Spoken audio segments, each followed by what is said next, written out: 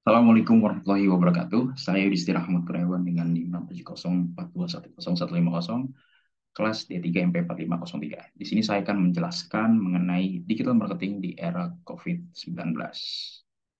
Sebelumnya di sini saya akan menjelaskan apa sih itu digital marketing. Jadi digital marketing itu adalah suatu kegiatan pemasaran atau promosi suatu merek atau brand, produk atau jasa yang dilakukan melalui media digital. Di sini media digital sendiri banyak sekali.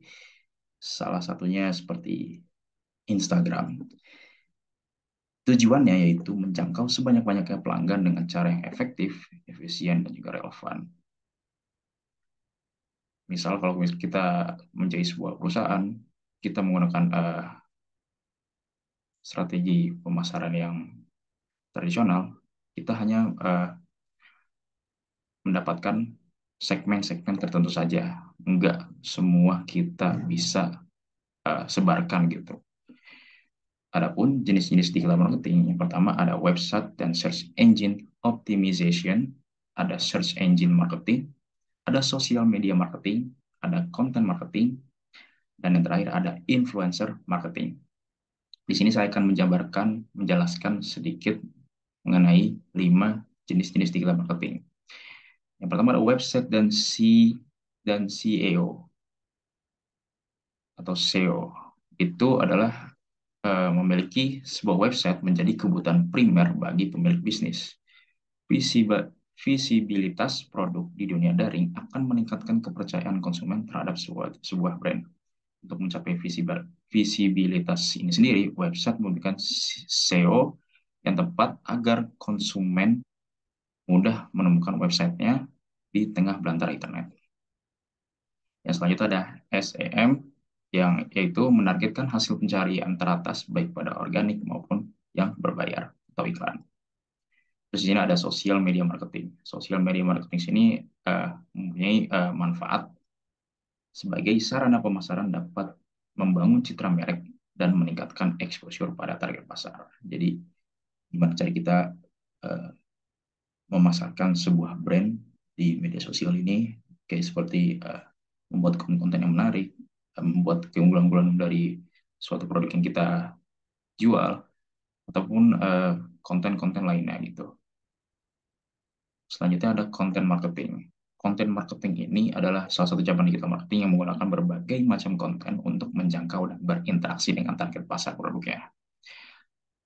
Konten ini bersifat informatif dan tidak terlihat berjualan secara gamblang. Jadi misalkan kita mempunyai sebuah brand atau kita bekerja di salah satu brand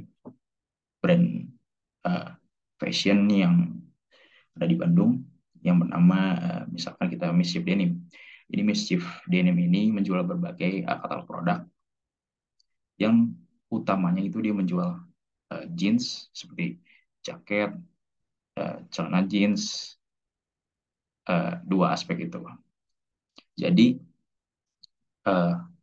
konten yang disampaikan dari Mischief Denim ini bukan hanya seperti uh, feeds yang disebar, yang di-share di media sosialnya, seperti celana jeans ini dengan harga misalkan udah 599.000. Tetapi konten marketing ini dia seperti uh, ngasih sebuah tips kayak gimana caranya nih merawat jeans dengan baik. Atau dia bisa juga cara styling jeans ini dengan keren gitu.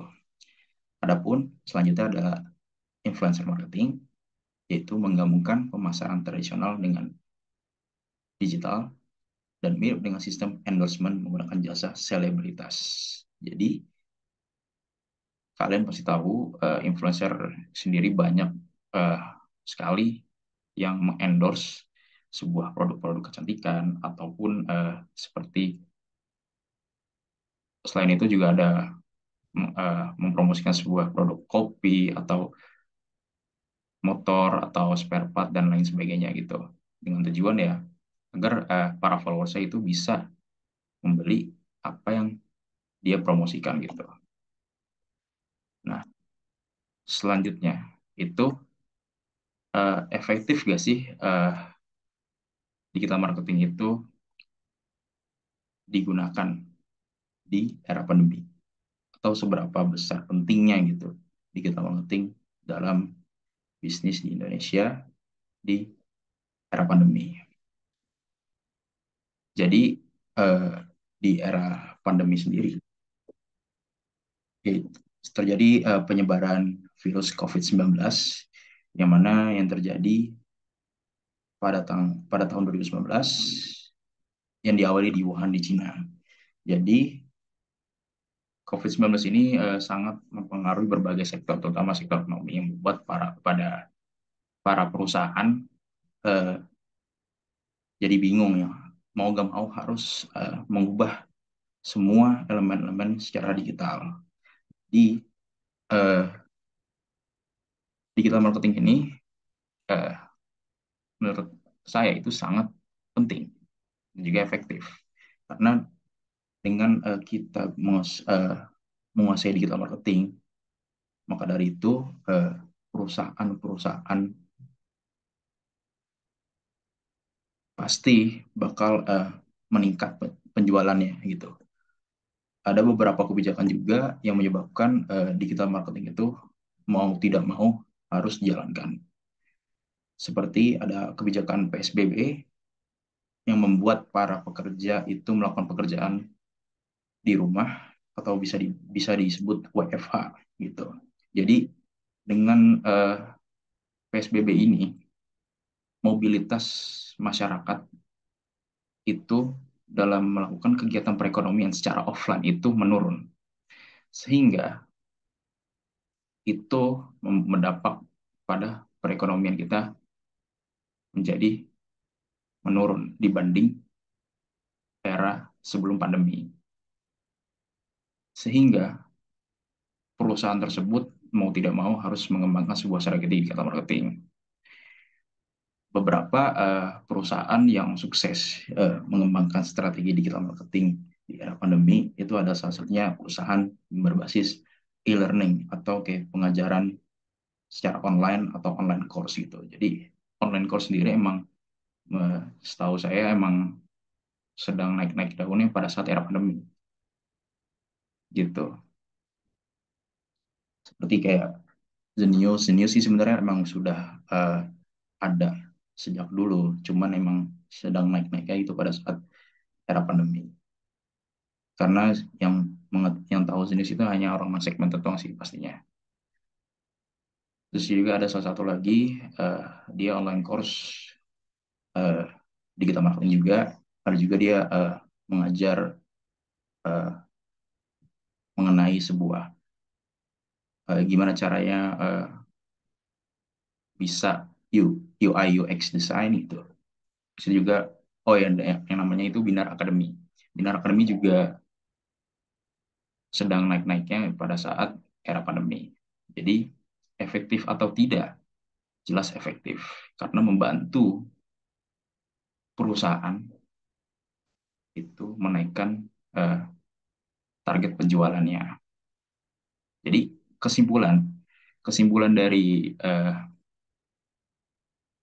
peran digital marketing pada bisnis di Indonesia dalam menghadapi situasi pandemi COVID-19, yaitu pasti ada plus minusnya. Plus minusnya sendiri, plusnya sendiri ya, kita eh, dapat apa ya, membuat sebuah terobosan-terobosan baru, mulai konten-konten baru yang berhubungan, eh, yang berkolerasi dengan era pandemi.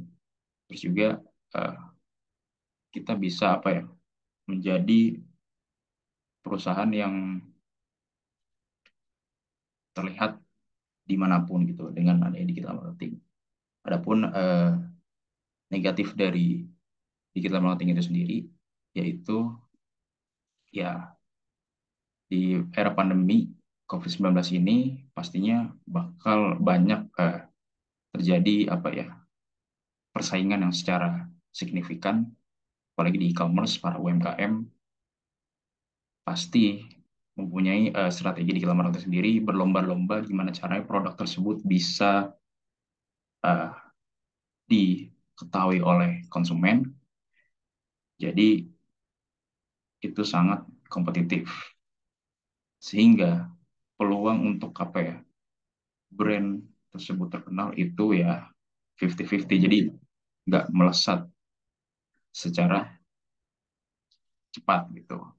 Karena emang digitalisasi sendiri itu mulai berkembang pada era COVID-19 yang membuat semua perusahaan itu mau nggak mau harus terjun ke sana gitu. Sekian dari penjelasan saya. Apabila ada salah kata, mohon maaf yang sebesar-besarnya. Wassalamualaikum warahmatullahi wabarakatuh.